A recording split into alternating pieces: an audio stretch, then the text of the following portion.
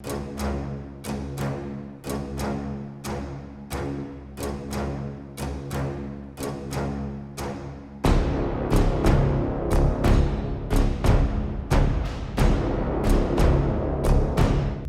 est enfin terminée. Après des mois de silence, les États-Unis ont testé un nouveau système de défense révolutionnaire dans l'océan Pacifique, et les résultats ont choqué le monde. Rapide, précis et conçu pour un contrôle total, cette puissante innovation pourrait transformer complètement la manière dont les guerres sont menées au XXIe siècle. Le message adressé aux rivaux est clair, et la Russie suit la situation de très près. Alors, qu'est-ce que les États-Unis viennent exactement de dévoiler? Et pourquoi cela est-il considéré comme une menace directe pour l'influence russe dans le Pacifique? Rejoignez-nous alors que nous dévoilons les capacités avancées du missile hypersonique de nouvelle génération des États-Unis. L'armée de l'air américaine vient de réaliser un test majeur de missiles dans le Pacifique sur une île calme mais stratégiquement positionnée appelée Guam. Bien qu'elle soit éloignée du territoire continental des États-Unis, Guam joue un rôle essentiel dans la défense contre les menaces venues de Corée du Nord ou de Chine. Guam peut sembler n'être qu'une base reculée, mais elle représente la première ligne de défense en cas d'attaque. C'est là que se trouve le puissant système de défense antimissile Aegis Ashore, conçu pour détecter et détruire les menaces avant qu'elles n'atteignent leur cible. Les membres des forces armées stationnées là-bas sont en alerte permanente, travaillant jour et nuit pour protéger la région.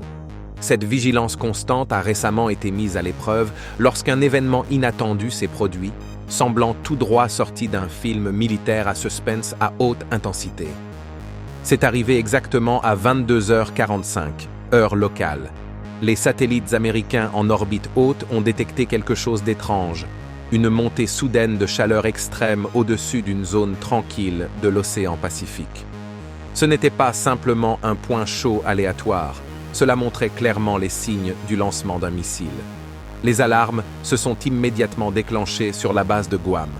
Les troupes n'avaient que quelques secondes pour réagir. Imaginez essayer d'arrêter un missile voyageant à plus de 6400 km/h, soit plus de 5 fois la vitesse du son. Alors, comment pouvait-il même commencer à le suivre, sans parler de l'abattre? C'est là qu'entre en jeu le nouvel atout révolutionnaire de la défense antimissile. Le système radar transportable de surveillance armée-marine, également connu sous le nom de AN/TPI-6. Ce radar à haute puissance est la toute dernière version de la famille de radars SPI. Il utilise 4 panneaux de balayage géants, chacun aussi haut qu'un immeuble de 6 étages. Ces panneaux offrent une couverture complète à 360 degrés, y compris le ciel juste au-dessus. Grâce à sa taille et sa puissance, il peut détecter des menaces à environ 1600 km de distance, voire davantage. Cependant, ce qui le rend unique, c'est sa capacité à repérer des objets très éloignés et avec un grand niveau de détail, une capacité que la plupart des anciens radars ne pouvaient pas assurer simultanément. Alors que le missile traversait le ciel, il laissait derrière lui des débris, des parties de fusées usées, des fragments métalliques et des objets leurres conçus pour tromper les systèmes de défense. Les anciens radars auraient eu du mal à identifier quelle pièce représentait la vraie menace. Mais le nouveau système AN/TPI-6 s'en est sorti sans difficulté. Il a pu verrouiller la véritable ogive cachée parmi le désordre. Ce radar avancé change complètement la donne, offrant une protection essentielle aux troupes américaines dans le Pacifique ainsi qu'au territoire continental des États-Unis. Il prouve que, même si les missiles ennemis deviennent plus rapides et plus trompeurs, les défenses américaines deviennent encore plus intelligentes et plus précises. Dans une scène digne d'un film d'action, l'armée américaine a secrètement mené un autre test de défense antimissile. Seules quelques personnes étaient au courant, mais son succès a été considérable. Un faux missile ennemi a été lancé pendant le test pour simuler une véritable attaque. En réponse, les forces américaines ont tiré un missile Standard Missile 3 Block 2 Alpha à partir d'un système de lancement vertical basé à Guam. Mais ce n'était pas une frappe de missile ordinaire. Au lieu d'exploser près de la cible, le missile a libéré une plus petite pièce en plein vol. Cette partie plus petite a ajusté sa trajectoire et a percuté directement le missile entrant, le détruisant complètement avant qu'il n'ait la chance de toucher quoi que ce soit. Ce fut un impact direct, reposant sur la vitesse et la précision plutôt que sur une explosion. Une démonstration impressionnante de ce que peut accomplir la défense antimissile moderne. Ce qui rend cela encore plus impressionnant, c'est la vitesse en jeu. Le missile intercepteur a voyagé à près de 16 000 km/h, soit plus de 12 fois la vitesse du son. Pour vous donner une idée, c'est environ 4 fois plus rapide qu'une balle tirée par un fusil de haute puissance. Et au lieu d'utiliser une explosion pour détruire sa cible, le missile s'est contenté de la force brute, comme si l'on lançait un caillou avec assez de puissance pour pulvériser une voiture lancée à toute vitesse. Cette méthode, appelée impact cinétique ou frappe pour détruire, est extrêmement difficile, mais incroyablement efficace. Malgré son succès, ce test n'a pas fait les gros titres. Pourquoi? Parce qu'il faisait partie d'une opération secrète qui était importante. Le moment n'aurait pas pu être mieux choisi. La Corée du Nord et la Chine ont toutes deux réalisé des avancées significatives dans leur programme de missiles. La Corée du Nord, par exemple, a récemment testé l'un de ses missiles les plus dangereux juste à l'extérieur de sa capitale, tandis que la Chine continue de renforcer une présence navale massive près de Taïwan. Ces développements ont fait de la région Indo-Pacifique l'une des plus tendues et imprévisibles du monde. Une question fréquente à propos de la technologie militaire moderne est de savoir si les missiles valent toujours leur coût élevé et pourquoi la défense antimissile est importante. Les missiles sont des armes qui volent de manière autonome à l'aide de moteurs comme des fusées ou des réacteurs. Ils peuvent être lancés depuis le sol, des avions ou des navires et sont conçus pour frapper des cibles avec une grande précision. Certains missiles sont conçus pour exploser à l'impact, tandis que d'autres sont faits pour des frappes à longue portée. Contrairement aux anciennes armes comme les bombes ou les obus de canon, les missiles peuvent être guidés en plein vol pour atteindre des cibles spécifiques. Cela les rend beaucoup plus précis et efficaces dans la guerre moderne. Il existe plusieurs types de missiles selon leur lieu de lancement et leur cible prévue. Par exemple, certains vont d'un avion à un autre, d'autres du sol vers l'air, du sol vers le sol, et d'autres encore de la mer vers la terre. En raison de leur vitesse, de leur précision et de leur polyvalence, les missiles jouent un rôle important dans les opérations militaires à travers le monde. À mesure que les menaces deviennent plus sophistiquées, de nombreux pays considèrent la technologie des missiles comme essentielle pour rester prêts. La Corée du Nord a suivi l'exemple de pays comme les États-Unis en annonçant fièrement le lancement de son missile le plus avancé, le Hwasong-6 Bravo. Selon les rapports officiels, le missile peut voler à 12 fois la vitesse du son et utilise du carburant solide, ce qui permet des lancements plus rapides que les anciens missiles fonctionnant au carburant liquide. Bien que certains experts pensent que la Corée du Nord exagère peut-être ses capacités, ce lancement montre néanmoins des progrès. Avec le soutien de la Russie et les avancées rapides des ingénieurs nord-coréens, le programme de missiles du pays s'améliore plus vite que ce que beaucoup avaient prévu. Même si le missile de ce test récent est tombé en mer sans causer de dégâts, ce lancement a tout de même suscité de sérieuses inquiétudes. Le vrai problème n'est pas l'endroit où le missile s'est écrasé, mais plutôt ce que ce test révèle sur les capacités croissantes de la Corée du Nord. C'est pourquoi les États-Unis ne laissent rien au hasard et renforcent leur stratégie de défense régionale. C'est là que Guam devient si important. L'île se trouve à seulement environ 3200 km de la Corée du Nord et de la Chine, tandis que la côte ouest des États-Unis est beaucoup plus éloignée, à près de 10 000 km. Cela fait de Guam un emplacement stratégique pour que les États-Unis établissent leur première ligne de défense. Mais il y a une autre raison aussi. Guam fait partie de ce que les experts militaires appellent la deuxième chaîne d'îles, qui comprend également des endroits clés comme le Japon et les Philippines. En cas de conflit futur, la Chine chercherait probablement à empêcher les forces américaines de s'approcher de la mer de Chine méridionale où se trouve la première chaîne d'îles.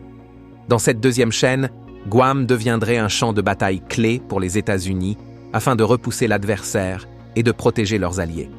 Pour s'y préparer, les États-Unis ont passé plus d'une décennie à transformer Guam en bastion militaire. Tout a commencé en 2013, lorsque l'armée américaine a déployé le système de missiles Patriot pour défendre l'île contre les menaces entrantes.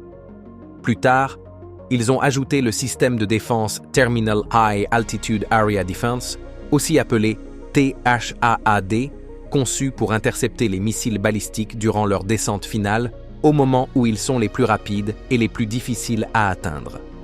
Pendant des années, ces systèmes ont constitué la défense antimissile principale de Guam.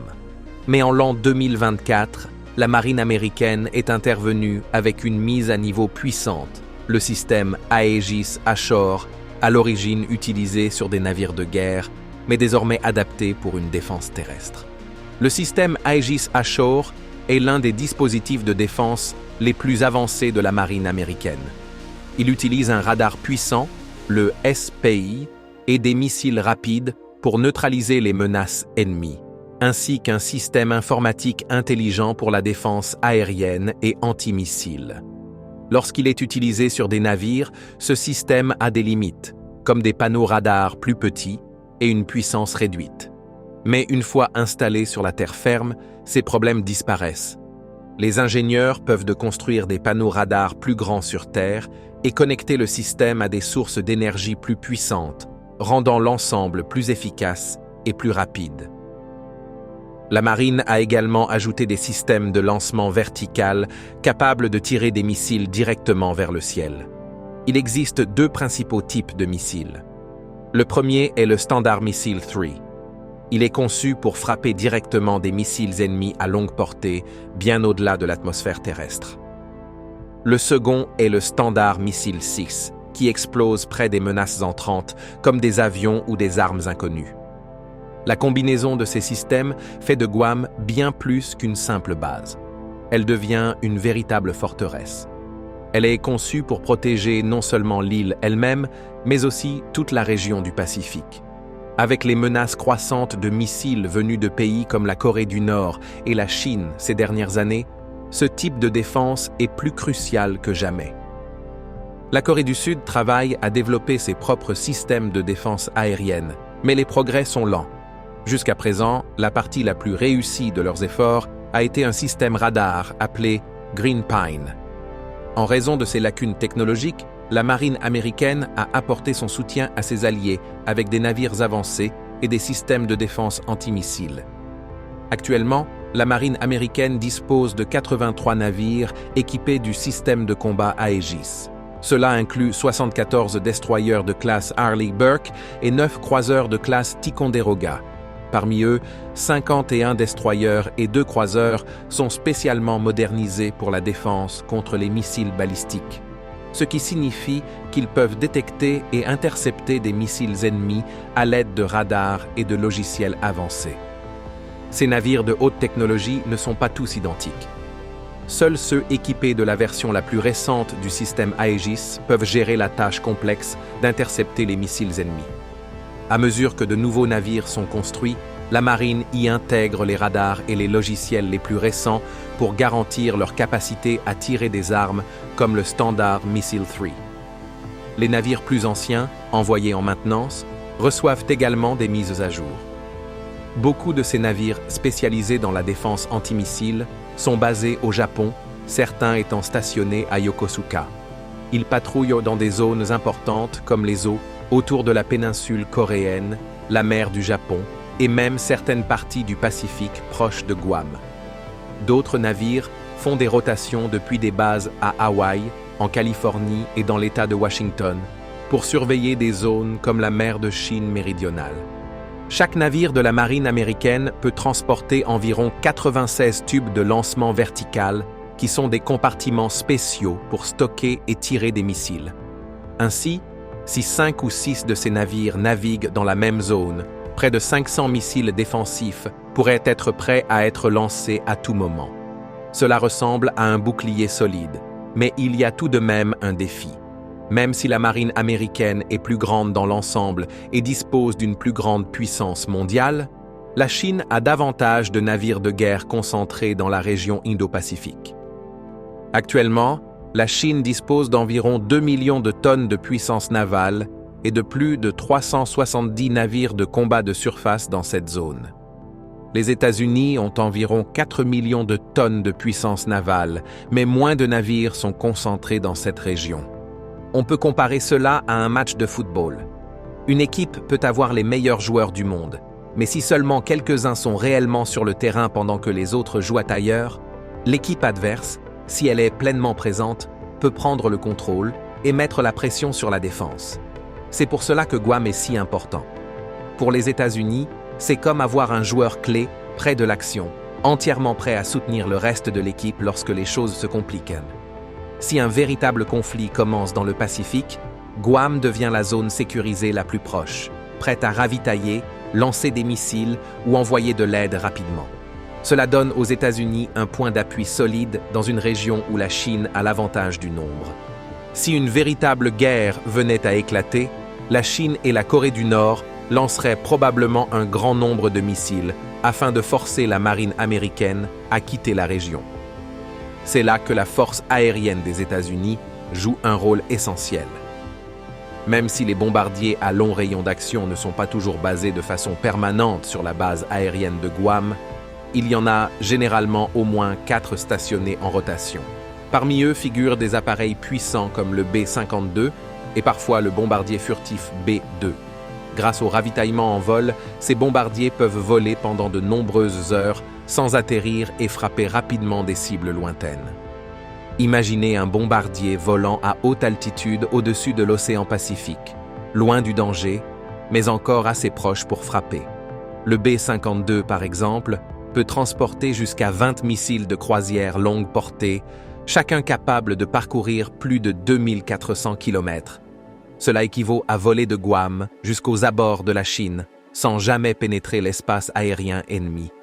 Ces missiles pourraient détruire des stations radar ennemies, des lanceurs de missiles ou des centres de communication avant même le début d'une attaque.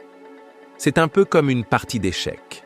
Tandis que les forces ennemies avancent leurs pièces avec des attaques de missiles, les États-Unis utilisent leurs bombardiers pour riposter rapidement et arrêter la partie avant qu'elle ne s'aggrave. Et grâce au solide système de défense antimissile de Guam, ces bombardiers disposent d'un bouclier les protégeant pendant leurs opérations depuis la base aérienne. Cette combinaison de puissance aérienne et de défense renforcée rend toute supériorité difficile à obtenir pour l'ennemi. Même si la Chine ou la Corée du Nord lançaient la première attaque, les États-Unis pourraient répondre rapidement, depuis la mer comme depuis les airs. La plupart des gens se concentrent sur la Chine et la Corée du Nord lorsqu'ils parlent des tensions croissantes dans le Pacifique. Mais la Russie joue aussi un rôle important en coulisses. Même si la Russie ne tire pas de missiles contre les États-Unis ou leurs alliés, elle aide en arrière-plan.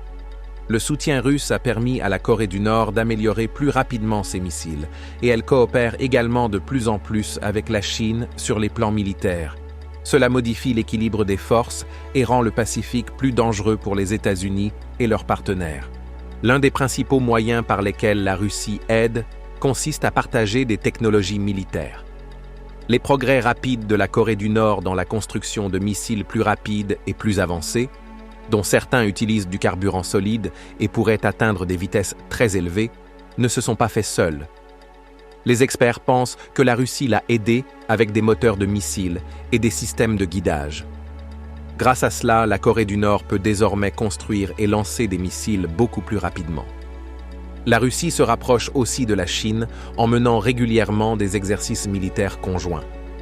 Ils s'entraînent près de lieux comme Taïwan, la mer du Japon et la mer de Chine méridionale. Ces manœuvres permettent aux deux pays d'apprendre à opérer ensemble s'ils devaient un jour affronter les États-Unis. C'est pourquoi ce test réussi n'est pas seulement un regain de confiance, mais aussi un signal de pression. Il prouve que les États-Unis disposent de systèmes de défense performants qui coopèrent, radars, navires et avions capables de réagir très rapidement. Cela envoie un message clair. Les États-Unis sont prêts à répondre si quelqu'un tente de créer des tensions dans le Pacifique, alors que les tensions sont déjà élevées dans la région. Ce nouveau système pourrait aider à empêcher une guerre de commencer ou à la terminer rapidement si elle éclate. Pour comprendre pourquoi les missiles sont importants aujourd'hui, il faut regarder d'où ils viennent. L'idée de lancer quelque chose dans les airs n'est pas nouvelle. Les premières fusées ont été utilisées en Chine il y a plus de 1000 ans. Plus tard, des guerriers indiens ont utilisé des roquettes à pointe de fer lors de batailles contre les Britanniques, ce qui a inspiré la conception des roquettes européennes. Ce furent les premières briques de ce qui deviendra plus tard de puissants systèmes de missiles. Au début du XXe siècle, des inventeurs en Allemagne, aux États-Unis et en Union soviétique ont commencé à construire de nouvelles fusées alimentées par du carburant et des moteurs à réaction, posant les bases de l'ère moderne des missiles. Pendant la Seconde Guerre mondiale, l'Allemagne a créé les premiers missiles guidés au monde. La bombe volante K1 et la fusée V2 furent parmi les premières à atteindre une cible sans pilote. Elles suivaient des trajectoires préprogrammées grâce à un pilote automatique mécanique, ce qui représentait une avancée majeure à l'époque. D'autres premiers missiles étaient conçus pour attaquer des navires ou des avions ennemis à l'aide de commandes radio, mais ils étaient rares. Après la guerre, tout a évolué rapidement. La guerre froide a poussé des pays comme les États-Unis et l'Union soviétique à rivaliser dans la construction de missiles plus rapides, plus intelligents et plus puissants, notamment ceux capables de transporter des armes nucléaires. Alors, cela vaut-il la peine de dépenser des milliards de dollars pour la défense antimissile aujourd'hui? Beaucoup d'experts pensent que la réponse est oui. Ces systèmes détectent et détruisent les missiles entrant en quelques secondes avant qu'ils n'atteignent leur cible. Même les missiles voyageant à des milliers de kilomètres par heure peuvent être interceptés par des systèmes avancés comme ceux des États-Unis. La défense antimissile fonctionne de deux manières. En temps de paix, elle dissuade les agresseurs potentiels. En temps de guerre, elle protège les villes, les bases militaires et les populations contre les attaques soudaines. Ces systèmes ne servent pas seulement à empêcher des explosions. Ils permettent de garder le contrôle et la réactivité face aux menaces. Ils fonctionnent en couche de protection. Les radars détectent les menaces, les intercepteurs les détruisent et des logiciels avancés relient tous les éléments. Si une couche échoue, les autres prennent le relais. Alors que des pays comme la Corée du Nord, la Chine et la Russie construisent de plus en plus de missiles, investir dans des systèmes de défense solides reste essentiel pour la sécurité. Et les États-Unis sont à nouveau en tête. Merci de votre attention. Pendant que vous êtes encore là, cliquez sur le lien qui apparaît à l'écran pour découvrir une autre de nos vidéos. À tout de suite.